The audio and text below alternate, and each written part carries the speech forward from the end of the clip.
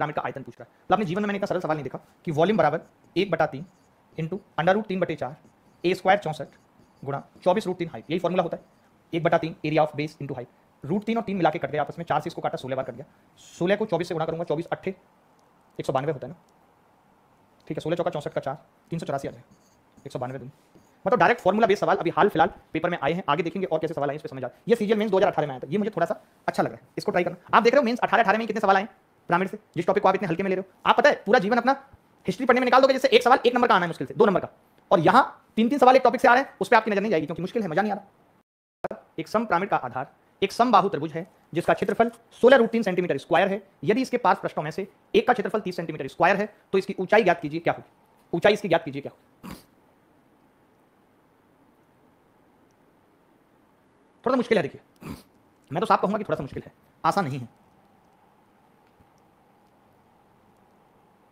Pyramid का आधार एक समबाहु त्रिभुज है जिसका क्षेत्रफल दे दिया, तो इसके क्षेत्रफल से मैं भुजा निकाल सकता हूं, √3/4 a² बराबर 16 √3, तो a कितना आ जाएगा यहाँ से 8, a 8 आ जाएगा।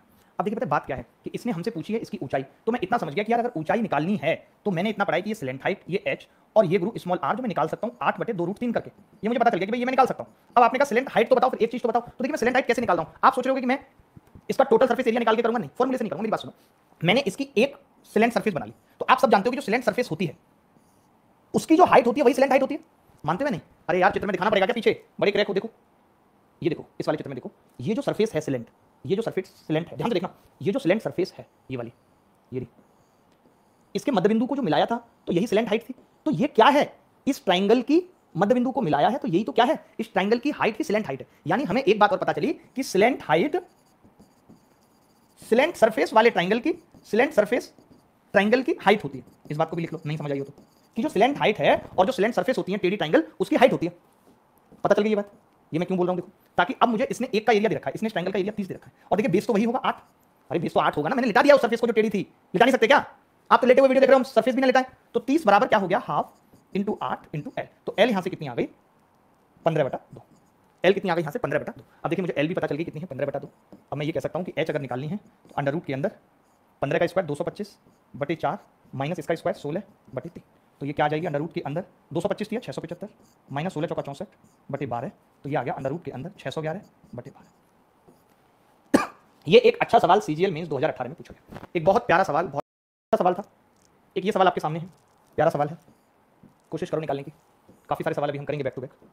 सवाल क्या है कि find the total surface area of A pyramid which is based on a regular hexagon of side 16/√3 and height 6 centimetre. देखिए हाइट से तो काम चलता नहीं है, अगर आपको टोटल सरफेस एरिया निकालना है तो आपको स्लेंट हाइट चाहिए। अब देखिए भाई स्लेंट हाइट निकालने के लिए क्या करना पड़ेगा, अभी हमने बात की थी आर, स्लेंट हाइट एल और एच जो कि 6 दे रखी है। अच्छा कोई बच्चा बता सकता है कि ये आर क्या होती है?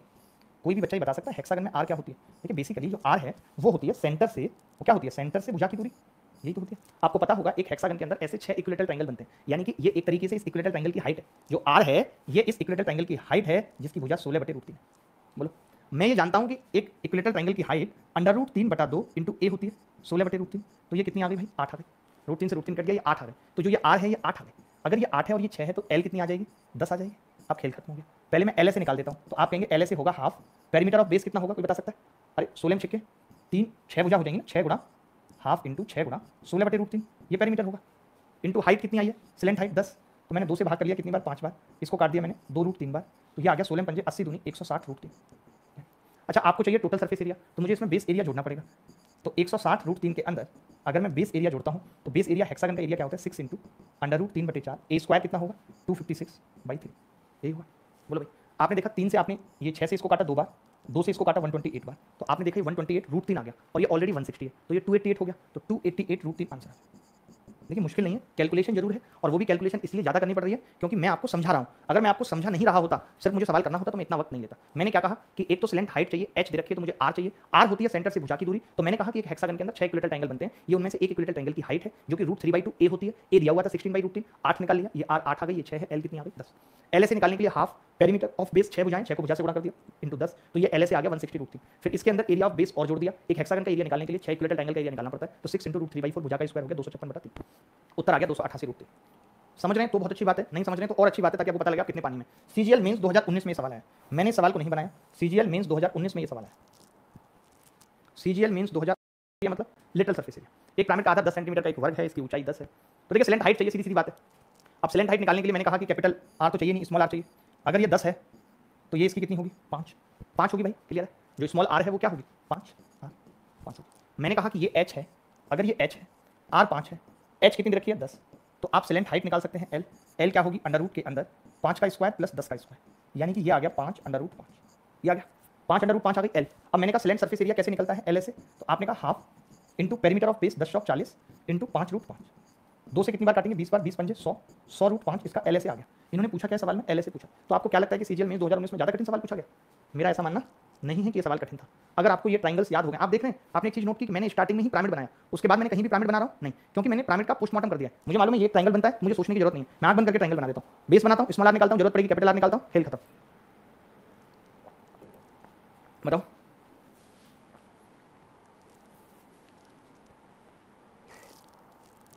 ये सवाल देखिए, गंदे गंदे से इसके ऑप्शन है, इसलिए मैंने और लिया इसको, देखेंगे हम कितने गंदे हद तक ये जाएगा सवाल। इन्होंने कहा है जी कि एक पिरामिड का आयतन चाहिए जो भुजा 16 सेंटीमीटर के नियमित षटभुज पर आधारित है, तिर्यक भुजा इतनी।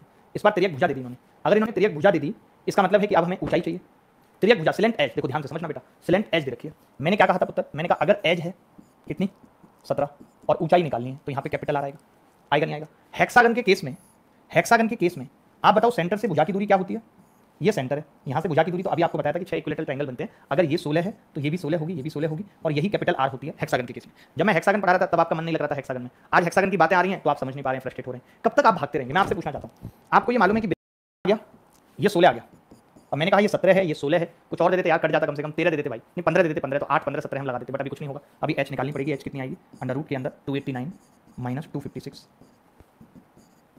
9 में से 6 गया 3 और 8 में से 5 गया 3, 33। जैसे ही 33 आया मैं समझ गया कि उत्तर या तो ये होगा रूट 11 वाला, यही। फिर मैं ये भी समझ गया कि रूट 3 भी आएगा तो कटना भी चाहिए 3, इन दोनों में से कोई एक होगा। अगर रूट 11 एक ही ऑप्शन में होता तो मैं टिक भी कर देता। अब मुझे वॉल्यूम निकालना है, वॉल्यूम बराबर 1/3, एरिया ऑफ बेस कितना होगा 6 इंटू, अब मैं समझ गया ये होगा, क्योंकि जैसे 6 आया तो मैं समझ गया 3 कट जाएगा, यानी कि रूट 3 दो बार रहेगा तो 3 का मल्टीपल भी जरूरी है, जो कि 64 में 3 का मल्टीपल नहीं था, खचा। अंडर रूट 3/4 इंटू 16 का स्क्वायर, 16 गुणा 16 इंटू हाइट कितनी है रूट 33, 4 से कितनी बार कटेगा, 4 बार कटेगा, 64 बन जाएगा। 3 से कितनी बार कटेगा, 2 बार, ठीक है। आप एक बात बताओ, ये रूट 3 और ये रूट 3 मिलकर 3 बन जाएगा, 3, ये तो बहुत ज़्यादा उत्तर आ रहा है यार, 2 चौक 8 गुणा 48 हो जाएगा वो, और रूट 11, तो ये कितना आएगा 8 64 का 4 हासिल 6, 8 चौक 32 और 6 38 रूट 3, तो ये 3 साइड छुप गया है, 384 रूट 3, 384 रूट 3 होगा, 3 साइड कहीं छुप गया है, क्योंकि भुजाई बहुत बड़ी है। आप देख रहे हैं ना 16 है भुजा, अब 16 है तो इतना छोटा उत्तर तो आएगा नहीं, 84 384 ही आएगा। अच्छा सवाल था बेटा। CGL means 2019